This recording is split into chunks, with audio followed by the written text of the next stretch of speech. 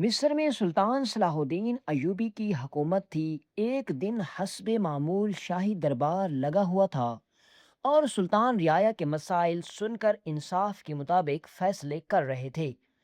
اسی دوران تقریباً 12 سال کا ایک کمزور اور غریب لڑکا دربار میں داخل ہوا۔ اس کے کپڑوں اور چہرے سے غربت صاف ظاہر ہو رہی تھی۔ وہ ادب سے آگے بڑھا اور عرض کرنے لگا: سلطان معظم، میری مدد فرمائیے۔ سلطان صلاح الدین ایوبی نے اس کی حالت دیکھی اور فوراً خزانچی کو اشارہ کیا کہ اس کی ضرورت پوری کر دی جائے۔ خزانچی اسے اپنے ساتھ لے گیا اور مناسب مدد دے کر واپس بھیج دیا۔ اگلے دن دوبارہ دربار لگا تو حیرت انگیز طور پر وہی لڑکا پھر قطار میں کھڑا دکھائی دیا۔ جب اس کی باری آئی تو اس نے پھر مدد کی درخواست کی۔ سلطان نے بغیر کسی سوال کے دوبارہ خزانچی کو حکم دیا اور اس کی ضرورت پوری کر دی۔ مگر اصل حیرت تیسرے دن ہوئی، جب وہ لڑکا پھر دربار میں موجود تھا۔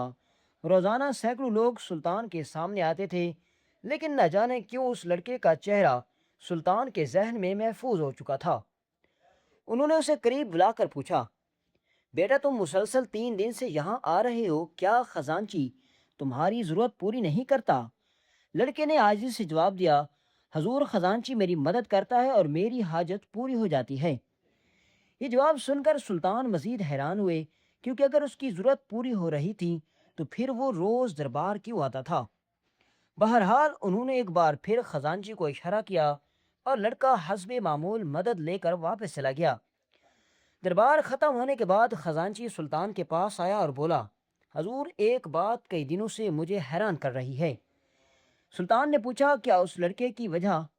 خزانچی نے جواب دیا: جی حضور، مگر وجہ وہ نہیں جو آپ سمجھ رہے ہیں۔ دربار میں ایسے بہت سے لوگ آتے ہیں جو بار بار مدد لیتے ہیں، مجھے اس پر حیرت نہیں، لیکن اس لڑکے کی ایک عجیب عادت نے مجھے پریشان کر رکھا ہے۔ سلطان کی دلچسپی بڑھ گئی تو خزانچی نے بتایا: پہلے دن جب آپ نے مجھے اس کی مدد کا حکم دیا تو میں خزانے سے سونے کے سکوں کی ایک بھاری تھیلی لے آیا اور اس کی سامنے رکھ دی، مگر اس نے اس میں سے صرف 3 سکے نکالے اور باقی پوری تھیلی واپس کر دی۔ میں نے اسے سمجھایا کہ وہ سب سکے لے جائے، کیونکہ اسے اس کی کئی مہینوں کی ضرورت پوری ہو سکتی ہے، لیکن اس نے انکار کر دیا۔ دوسرے دن بھی اس نے یہی کیا اور آج تیسرے دن بھی شدید گرمی میں لمبی قطار میں کھڑے رہنے کے باوجود اس نے پھر صرف 3 سکے لیے اور باقی واپس کر دیے۔ یہ سن کر سلطان صلاح الدین ایوبی گہری سوچ میں ڈوب گئے۔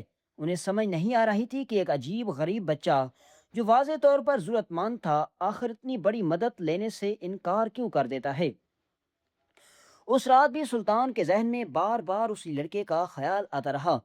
اگلی صبح جب دربار لگا تو وہ خاص طور پر اسی بچے کا انتظار کر رہے تھے۔ کچھ دیر بعد وہ لڑکا پھر دربار میں آ گیا۔ سلطان نے اسے قریب بلا کر پوچھا: بیٹا، تمہارا نام کیا ہے؟ لڑکے نے آہستہ آواز میں جواب دیا: حضور، غریب لوگوں کے نام کون یاد رکھتا ہے؟ یہ سن کر سلطان کا دل بھر آیا۔ انہوں نے محبت سے کہا: نہیں بیٹا، اللہ تعالیٰ نے ہر انسان کو عزت دی ہے، ہر انسان کی ایک شناخت ہوتی ہے، تمہاری بھی ضرور کوئی نام ہوگا۔ لڑکے نے جواب دیا: حضور، میرا نام عبد الرحمن ہے۔ سلطان مسکرائے اور بولے: بہت خوبصورت نام ہے۔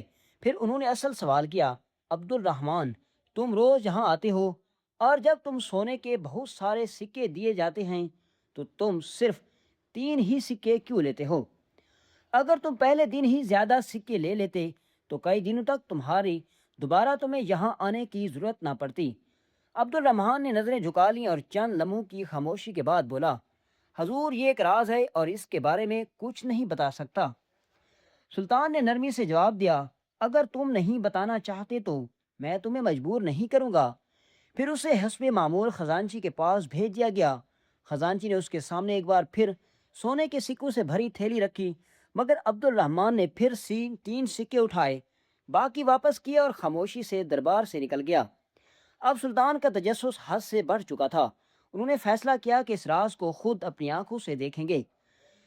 چنانچہ انہوں نے عام آدمی کا لباس پہنا، ایک سادہ سا گھوڑا لیا اور خاموشی سے عبد الرحمن کے پیچھے روانہ ہو گئے۔ لڑکا کہرا کی بازار کی طرف جا رہا تھا اور سلطان صلاح الدین ایوبی اس کے ہر قدم پر نظر رکھے ہوئے تھے۔ عبد الرحمن تیز قدموں سے کہرا کے مصروف بازار میں داخل ہوا۔ جبکہ سلطان صلاح الدین ایوبی کچھ فاصلے پر عام آدمی کے بھیس میں اس کا تعاقب کر رہے تھے، جو کہ سلطان نے سادہ لباس پہن رکھا تھا اور شاہی گھوڑے کی بجائے ایک عام گھوڑا استعمال کیا تھا، اس لیے کوئی بھی شخص انہیں پہچان نہ سکا۔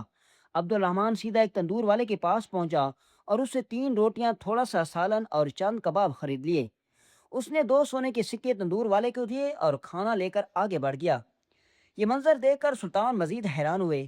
ان کے ذہن میں سوال پیدا ہوا کہ آخر ایک چھوٹا سا لڑکا روز اتنا کھانا کس لیے خریدتا ہے؟ مگر اس سوال کا جواب ملنے سے پہلے ہی عبد الرحمن ایک دواخانے کے سامنے رکا اور اندر داخل ہوا۔ اب سلطان کی حیرت اور بڑھ گئی۔ وہ سوچنے لگے کہ یہ غریب بچہ جو روز صرف 3 سکے لیتا ہے، اس میں سے 2 کھانے پر خرچ کرتا ہے اور تیسرا دوا پر، آخر یہ دوا کس لیے خرید رہا ہے؟ عبد الرحمن چند لمحوں بعد دوا لے کر باہر نکلا اور آگے بڑھ گیا۔ سلطان خاموشی سے دوا خانے میں داخل ہوئے اور حکیم سے پوچھا، کیا یہ لڑکا تمہارے پاس روز آتا ہے؟ حکیم نے جواب دیا، جی ہاں، کئی دنوں سے مسلسل آ رہا ہے۔ سلطان نے پوچھا، یہ کون سی دوا خریدتا ہے؟ حکیم نے بے خبری میں جواب دیا، حضور یہ حمل ختم کرنے والی دوا خریدتا ہے۔ یہ الفاظ سن کر سلطان صلاح الدین ایوبی رحمۃ اللہ علیہ کے قدم جیسے زمین میں گر گئے، گڑ گئے۔ ان کے دل میں ایک جھٹکا سا لگا۔ وہ حیرت سے حکیم کا چہرہ دیکھنے لگے۔ ایک چھوٹا سا معصوم بچہ حمل ختم کرنے والی دوا کیوں خریدتا ہے؟ یہ بات ان کی سمجھ سے بالکل باہر تھی۔ اب ان کے ذہن میں طرح طرح کے خیالات آنے لگے۔ کیا یہ بچہ کسی ایسے راز میں ملوث ہے جو ظاہر نہیں ہو رہا؟ کیا حقیقت وہ نہیں جو نظر آ رہی ہے؟ سلطان کے دل میں پیدا ہونے والا تجسس اب بے چینی میں بدل چکا تھا۔ وہ فوراً دوا خانے سے نکلے اور دوبارہ عبد الرحمن کے پیچھے چل پڑے۔ لڑکا بازار سے نکل کر شہر کے قریب ترین حصے کی طرف جا رہا تھا۔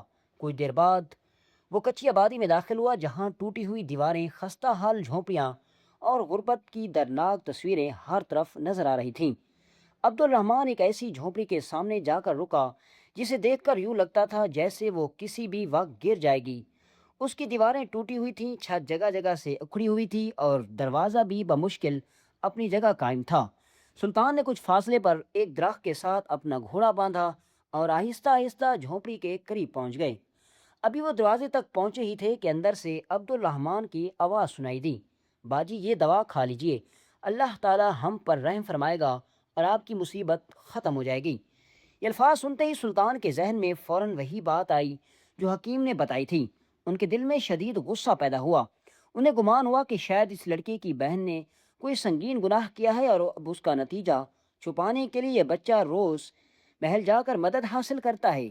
غصے کی حالت میں سلطان نے تلوار نکالی اور دروازہ کھول کر جھونپڑی کے اندر داخل ہو گئے۔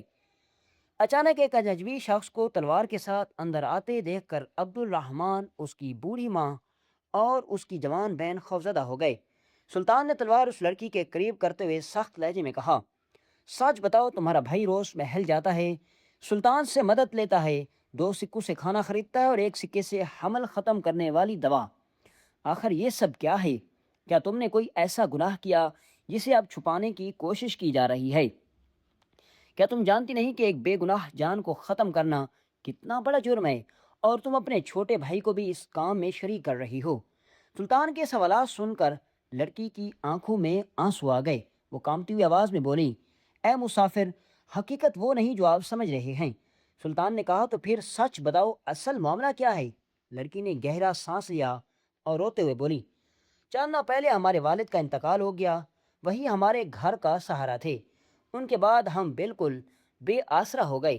ہماری غربت دیکھ کر ایک طاقتور زمیندار نے مجھ پر بری نظر ڈال لی۔ وہ مجھے اپنی حویلی میں کام کرنے کے لیے بلاتا تھا۔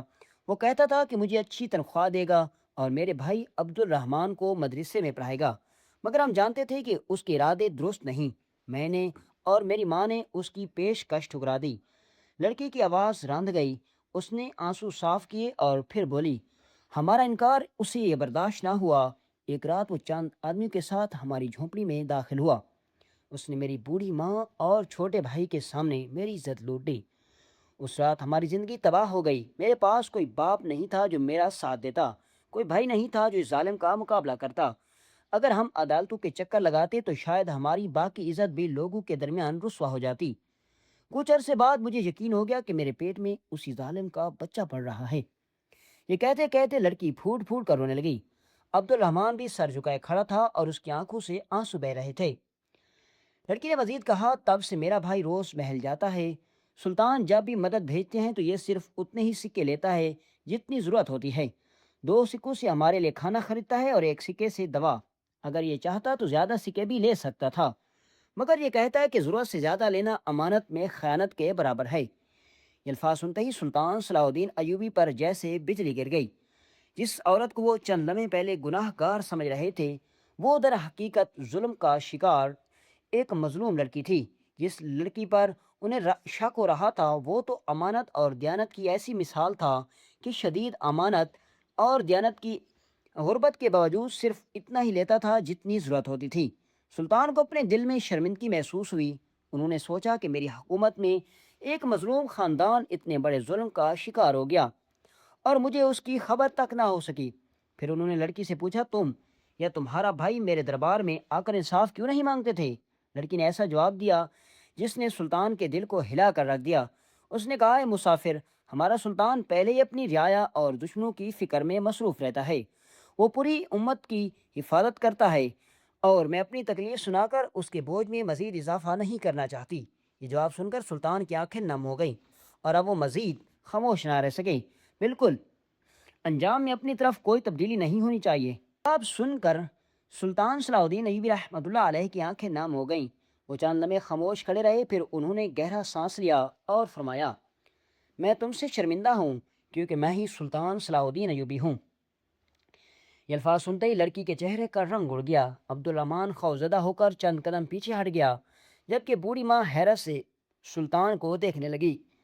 سلطان نے فوراً انہیں تسلی دیتے ہوئے فرمایا، تم لوگوں کو ڈرنے کی ضرورت نہیں، بالکل اگر کسی کو ڈرنا چاہیے تو وہ میں ہوں، کیونکہ اگر میں تمہیں انصاف نہ دے سکا تو قیامت کے دن اپنے رب کو کیا جواب دوں گا؟ میری سلطنت میں تمہارے ساتھ اتنا بڑا ظلم ہوا، مجھے اس کی خبر تک نہ ہو سکی۔ اس کے بعد سلطان نے اسی وقت اپنے سپاہیوں کو بلایا اور حکم دیا کہ اس ظالم زمیندار کو فوراً گرفتار کیا جائے۔ اگلے دن اس کے خلاف عدالت میں مقدمہ قائم کیا گیا، گواہوں کے بیانات لیے گئے، حقائق سامنے لائے گئے اور جب جرم ثابت ہو گیا تو سلطان صلاح الدین ایوبی نے اسے سخت ترین سزا سنائی۔ وہ نہیں چاہتے تھے کہ کسی اور کمزور اور بے سہارا عورت کے ساتھ ایسا ظلم ہو، اس لیے اس ظالم کو ایسا انجام دیا گیا کہ وہ دوسروں کے لیے عبرت کا نشان بن گیا۔ سلطان نے اس بات کا بھی خاص خیال رکھا کہ اس مظلوم لڑکی کی عزت پر کوئی حرف نہ آئے۔ انہوں نے عدالت اور شہر کے لوگوں کے سامنے اس جرم کی تفصیلات ظاہر نہیں ہونے دی تاکہ لڑکی کی بدنامی نہ ہو۔ اگر پورے کہرہ میں یہ بات پھیل جاتی تو لوگ ظالم کو بھول جاتے اور مظلوم لڑکی کی عزت کو موضوع گفتگو بنا لیتے۔ اس لیے سلطان نے انصاف بھی کیا اور اس کی عزت کی حفاظت بھی کی۔ بعد ازاں سلطان صلاح الدین ایوبی رحمۃ اللہ علیہ نے عبد الرحمن، اس کی بہن اور اس کی بوڑھی ماں کو اپنے ساتھ محل کے قریب لے جانے کا حکم دیا۔ ان کے لیے ایک اچھا اور محفوظ مکان مہیا کیا تاکہ وہ غربت اور بے بسی کی زندگی نکل سکیں۔ پھر سلطان نے ان تینوں کے لیے باقاعدہ ماہانہ وظیفہ مقرر کر دیا تاکہ انہیں دوبارہ کسی کے سامنے ہاتھ نہ پھیلانا پڑے اور وہ عزت کے ساتھ اپنی زندگی گزار سکیں۔ چند دن گزرنے کے بعد سلطان نے اپنی نگرانی میں اس لڑکی کے لیے ایک نیک سیرت اور دیانت دار سپاہی کا انتخاب کیا اور اس کا نکاح اس کے ساتھ کروا دیا۔ اسی طرح اس لڑکی کو نہ صرف انصاف ملا بلکہ ایک محفوظ اور باعزت زندگی بھی نصیب ہو گئی۔ عبد الرحمن کی تعلیم و تربیت کا انتظام بھی کیا گیا تاکہ وہ مستقبل میں ایک اچھا اور با کردار انسان بن سکے۔